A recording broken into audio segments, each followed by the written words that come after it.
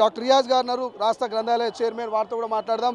ఈ కేసులకు సంబంధించి గతంలో కూడా అనేక మార్లు తెర మీదకి వచ్చినాయి. ఇప్పుడు క్లీన్ షీట్లు ఇచ్చినప్పటికీ మా మీద కుట్ర చేస్తున్నారు, బురదలుతున్నట్టు మీ నేతలు కామెంట్ చేస్తున్నారు. మీరేం చెప్తారు? వాస్తవంగా నేషనల్ హెరాల్డ్ పత్రిక మీద కానీ భారత స్వతంత్ర ఉద్యమం కానీ మీద ఏమాత్రం అవగాహన లేని భారతీయ జనతా పార్టీ కేసులను పెట్టే ప్రయత్నం చేసింది. స్వతంత్ర ఉద్యమంలో నేషనల్ హెరాల్డ్ పత్రిక ఎంత గొప్ప రోల్ ప్లే చేసింది. నెహ్రూ తన సొంత ఆస్తులను అమ్ముకొని ఆ పత్రికను ఎట్లా దాన్ని నిలబెట్టాడు. ఆ పత్రిక ద్వారా భారతీయులతో ఎంత ఐక్యత అయింది. ఆ ఐక్యత ఎరక స్వతంత్ర ఉద్యమాన్ని ఫలితాలు సాధించిన విషయం మీద బీజేపీకి ఏమాత్రం అవగాహన లేదు. మేమేమంటున్నాం అంటే బీజేపీ వ్యక్తిగత కక్షలతోటి, కాంగ్రెస్ ముక్త భారత నాదంతో కాంగ్రెస్ పార్టీ యొక్క నాయకత్వాన్ని కాంగ్రెస్ పార్టీ బదనాం చేసే ప్రయత్నం చేస్తుంది.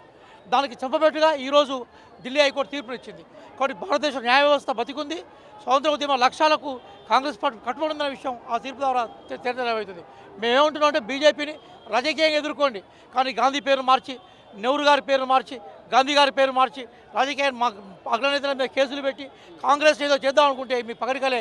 కాంగ్రెస్ విమర్శించడం అంటే ఆకాశం మీద ఉమ్మి వేసినట్టే.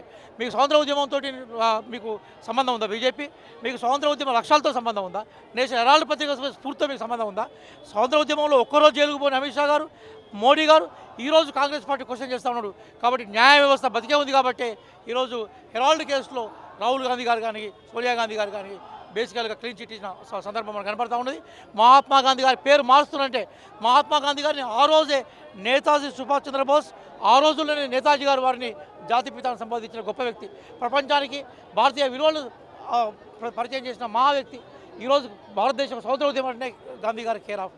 ఈ అన్నిటికి భిన్నంగా బీజేపీ వ్యక్తిగత కక్షలకు పాల్పడింది. మేము ఏమంటున్నాం, ఈరోజు బీజేపీ ఆఫీసు దాడి చేయడం మా లక్ష్యం కాదు. బీజేపీ నాయకులను వ్యక్తిత్వం అన్నం చేయడం మా లక్ష్యం కాదు. కానీ ప్రపంచానికి ఒక సందేశం పోవాలి. బీజేపీ ఏ రకంగా రాజ్యాంగబద్ధంగా రాజ్యాంగం మీద ప్రమాణం చేసి అధికారంలోకి వచ్చి రాజ్యాంగ వ్యతిరేక చర్యలు చేపడతా ఉంది, ఏ రకంగా రాజ్యాంగానికి విఘాతం కలిగిస్తుంది, ఏ రకంగా కాంగ్రెస్ పార్టీని బదనాం చేసే ప్రయత్నం చేస్తున్న విషయాన్ని చెప్పడం కోసమే ఈరోజు ఈ ర్యాలీ నిర్వహించాం. ఈ ర్యాలీ ద్వారా అదే సంతోషాన్ని మేము ప్రజలకు తెలియజేసే ప్రయత్నం చేస్తాం.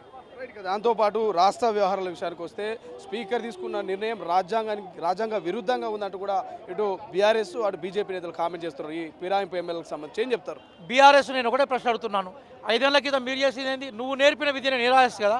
38 మంది వివిధ గుర్తుల మీద బేసికల్గా ఎవరైతే గెలిచారో వాళ్ళను మీ పార్టీలో వైఎస్ఆర్సీపీ, సిపిఐ, అట్లాగే కాంగ్రెస్ పార్టీ అన్ని పార్టీలను నీ దగ్గర తీసుకున్న చరిత్ర నీకు లేదా? ఈరోజు నువ్వు నిధులు చెప్తే వినడానికి ఎవరు సిద్ధంగా లేరు. స్పీకర్ నిర్ణయం తీసుకోవాలని చెప్పేసి సుప్రీంకోర్టు చెప్పింది. స్పీకర్ నిర్ణయానికి రాజ్యాంగంలో విలువ ఉంది. స్పీకర్ తన నిర్ణయం తీసుకున్నాడు. స్పీకర్ నిర్ణయం ఏ రూపంలో ఉన్నా కూడా మనందరం గౌరవించాల్సిందే. కాంగ్రెస్ పార్టీ స్పీకర్ వ్యవస్థను గౌరవిస్తుంది, రాజ్యాంగాన్ని గౌరవిస్తుంది. మరి ఇదే ప్రశ్న 5 ఏళ్ల క్రితం, 6 ఏళ్ల క్రితం, 7 ఏళ్ల క్రితం, 8 ఏళ్ల క్రితం, 9 ఏళ్ల క్రితం, 10 ఏళ్ల క్రితం బీఆర్ఎస్ అడిగినప్పుడు బీఆర్ఎస్ ఏం చెప్పిందో మీరు ఒకసారి రికార్డ్ చేసి ఉంటుంది. విలువలు అనేవి నీ దగ్గరికి వస్తే ఒక విలువ, ఇంకోళ్ళ దగ్గరికి అయితే ఇంకో విలువ. నువ్వు చేస్తే సంసారం, ఇంకోటి చెప్తే ఇంకొకట. అందుకోసం బేసికల్గా బీఆర్ఎస్కి దీని మీద మాట్లాడే హక్కు లేదు. బీజేపీకి అసలుకే లేదు. 8 రాష్ట్రాల్లో ప్రభుత్వాలు కూల్చిన చరిత్ర బీజేపీది. 8 రాష్ట్రాల్లో ప్రజా అభిప్రాయానికి పూర్తిగా విఘాతం కలిగించే చరిత్ర బీజేపీది. బీజేపీ కానీ బీఆర్ఎస్ కానీ స్పీకర్ గారి నిర్ణయం మీద మాట్లాడే నైతిక హక్కు లేదనే విషయాన్ని మీ ద్వారా వాళ్ళకి చెప్తున్నాం. అదే మూడు విడతల సర్పంచ్ ఎన్నికలో కాంగ్రెస్ హవా కనిపిస్తుంది, కాంగ్రెస్ జోస్ కనిపిస్తుంది. అయినప్పటికీ బీఆర్ఎస్ మా అభ్యర్థులు గెలిచారు, మళ్ళీ వచ్చేది మా రాజ్యమే అంటున్నారు. ఏం చెప్తారు? శ్రీశైలం గారు తెలంగాణలో ఒక సామెత ఉంటుంది, ఏంటంటే కింద పడ్డ నాదే గెలుపు అని చెప్పే ఒక సామెత ఉంటుంది. అందుకోసం పాపం బీఆర్ఎస్ వాళ్ళు ఆగమాగం అయిపోయారు. ఆకాశం లేరు, కింద భూమి లేరు, ఉట్టికి నిచ్చం లేని అన్నమాట స్వర్గానికి నిచ్చం లేసిందట. కాబట్టి ఆమె ఆ రోజు ఈ రోజు ఏదైతే బీఆర్ఎస్కి ఎక్కడ గ్రౌండ్ పోయింది, ఏం చేయాలో అర్థం కావట్లేదు. మేము ఒకటే అంటున్నాం, మీరు ప్రజాక్షేత్రంలో పోయి మా మీద సద్విమర్శలు చేయండి. మీరు హైదరాబాద్లో కూర్చొని మేము గెలవాలని కూడా గెలిచే అవకాశం లేదు. ప్రజలు ఇచ్చిన తీర్పు విలక్షణమైంది.